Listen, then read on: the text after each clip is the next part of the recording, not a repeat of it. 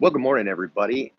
We are live right now, and I am in the Kansas City International Airport heading home from an incredible weekend in Kansas with tall grass shooting sports and Kansas gun owners, Mike Urban and Lisa Urban and Lyle Caudle and their team. Had some incredible people come and train with us, really fast people who are training. Um, Clint was freaking rocket fast. John Potvin from Crusader Arms was freaking rocket fast too. Phil Cosby said, "What's up, John? Hey, what's up? How are you, man?" Phil Cosby. That's a silly username. Anyhow, had a great weekend of training and really enjoyed Kansas, man. This is my first time here, and we're coming back. I can't quite announce that yet, but we definitely are. So I wanted to talk a little bit about what we saw in class. So we taught Friday rather. We taught church safety and security, and part of that was live fire. And so we had 24 guns on the line for that, and then we did our cover your ASP, lessons learned from watching 15,000 gunfights um, seminar Friday evening, and that was great. And then Saturday all day we taught our signature kind of Pareto principle handgun skills class. And we had 23 guns on the line. There was a bunch of overlap there because a lot of people took both. So we had about 30 firearms on the line. We had a mix like we always do. We had one high dollar 1911. Which was a Wilson Combat. We had a bunch of Glocks. We had several HKs. Of course, if I'm showing up, I'm gonna bring HKs with me. We had a Ruger LCP. We had several, maybe 6 or 7 Springfield XDs. We had, we had a couple Walthers, a PPQ, and the real small one. I forget what their designation on the real little one was. PPS. Yeah, I think that's it. Anyhow, so we had a good mix, and most of the guns ran fine. We didn't really run into a lot of problems, but we had a couple of different ones that I just kind of want to point out. I always like to point out what we see. The first one that we had a young lady who was brave and awesome. Crusader Arms, John said, "Great class, John." Thanks, man. I had a great time with you, John. You are a rock star, man.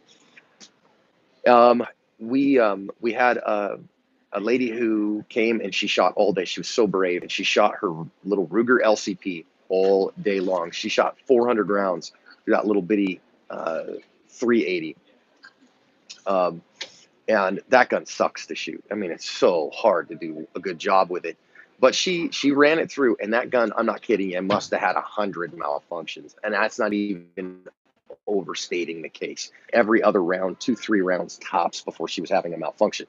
Now, I say that because number one, we told her unequivocally, you need to fix this gun. It's the gun she said she was carrying, and I'm like, dude, you have like a bolt action pistol here, because you get one shot and 2 tops and it malfunctions, and so you got to fix that. It has to get fixed.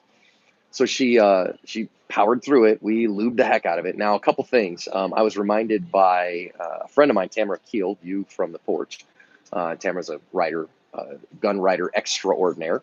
And she reminded me that little bitty guns like that, anything built off the Keltec P32 platform, the springs in those guns only last mid to high hundreds of rounds before they need to be replaced. And so, man, if you have a little LCP, if you have a little bitty gun like that, recognize you take one class and you need to replace the springs completely in that gun.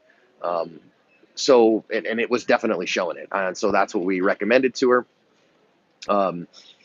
So I'd really recommend changing springs. The other ones that we had, and everybody's gonna give me a hard time about this. Okay, so if you say I'm a hater, go watch yesterday's video that we uploaded here to Extra. I'm not a hater. But the other problems that we had were both Springfield XD related. And I'm going to tell you what that problem is and why it's a problem. We had 2 different shooters, 2 different guns that we were working under a little bit of time pressure, getting people draw to first shot. So we were working our draw to first shot step down drill that made everybody faster. We had incredible success with that. We had people, I think the fastest we had on the clock at the end of the day was a 1.01 draw to first shot, and I think that guy was about 155 in the morning and at 101 in the evening.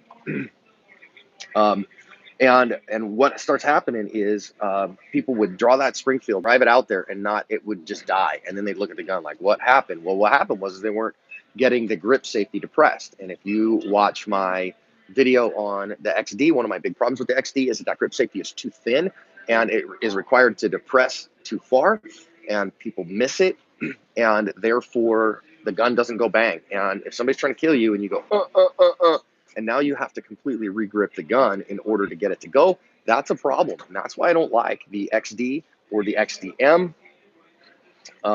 In order to get it to run, you got to get through that problem. Now, it doesn't happen all the time, and we had, I mean, literally on the line, we had 6 or 7 XDs, thousands of draws, all things considered, happened twice.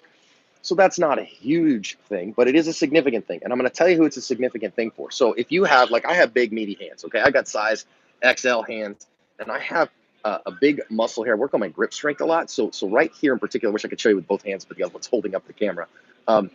If you have a meaty hand here, you probably won't have this problem on the XD much. But if you have thin hands, and this tends to happen to women, tends to happen to older people, and somebody, if you don't have high grip strength, that you won't have a lot of muscle here, and you try to grip that XD, and you can miss it.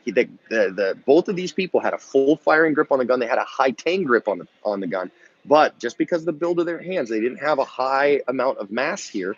And skinny people can have that, and the grip safety didn't fully depress, gun wouldn't go bang. So they had a mouth in their gunfight where they'd have to fix that, and there was really no way for them to fix it because it was a small hand problem.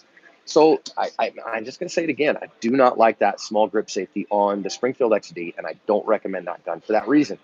And yeah, increasing your grip strength is good and helpful and right and all that stuff. But for a lot of people, it's just not going to be a gun that I recommend for that reason. Now, we had another one, a couple of them there that were race guns that had some work done on the triggers and all those things. They ran great. Didn't have any problems there. Had a couple people with highly modified Glocks. Didn't really have any problems with them. We had a couple people shooting dots. Didn't have any problems with dots. I was shooting my P30 with the Shield RMS. I put about 150 rounds through it over the weekend.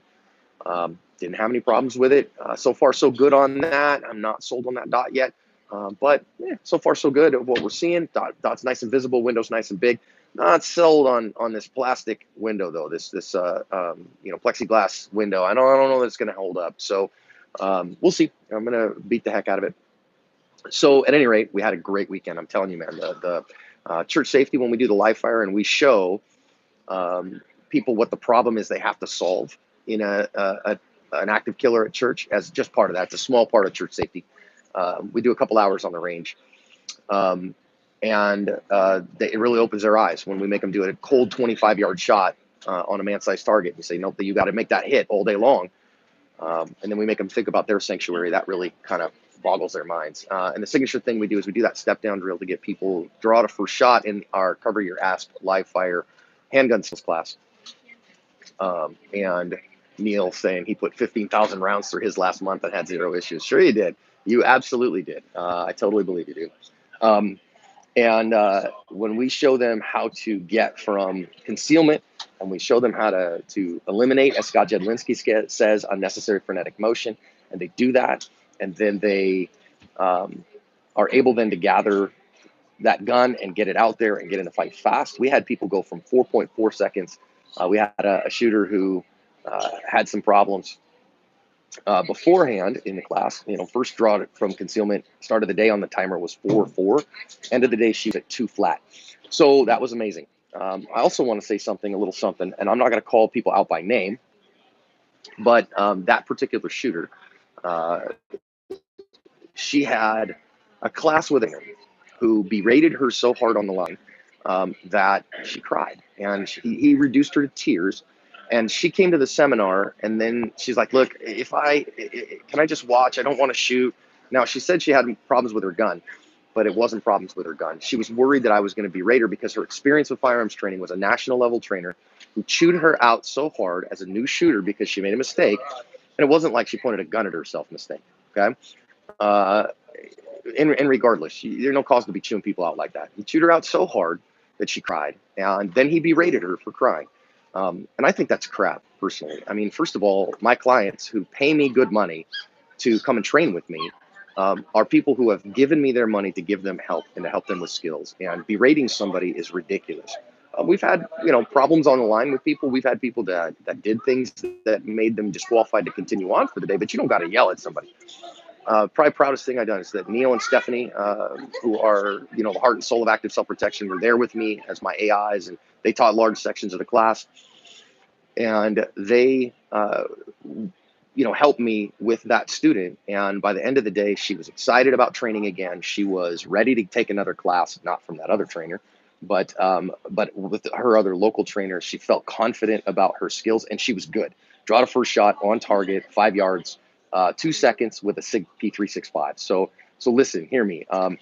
If I'm just going to say this to all of us, if you are a trainer and you're berating people, you are wrong, and you should be ashamed of yourself. You should be ashamed of yourself. Now, listen, I get it. There could be a time to yell at somebody if they are repeatedly not following commands, if they are doing unsafe things. You might have to raise your voice. I'm not talking about raising your voice. I'm talking about berating somebody to the point of tears. That's never called for. You need to change that or just quit and go do something else. If you see that as a student, stand up and call that crap out and say, no, man, there's no cause for you to do that. There's no cause for you to be a jerk like that. That's just hardcore ridiculous. And I agree. Derek said too many gun guys throughout the tough guy routine. Like, man, it's embarrassing and wrong. It is embarrassing and wrong. And that trainer should be embarrassed. I'm not going to call out names. I'm not going to name names. But for anybody, if you see that in class, that's crap. And again, somebody said teachers need to be patient. Yeah, absolutely. So we were able to get her turned back around. She's excited about training industry. Again, excited to take some more handgun classes. So listen, if you see that stuff, defend the defenseless, would you? And don't let trainers be bullies like that. Anyways, guys, I'm about to get on my plane whale. I guess I got a little bit of time, but I'm going to go for a walk. Got to kill a fat guy, maybe get a bubble water or something like that. My son gets married on Saturday, and I am officiating the wedding. So I'm pretty excited about that. I got a couple more pounds I want to get off so I fit this suit that I really want to wear. I bought that suit in 2009, I think, and I have not been able to wear it since like 2012 or so.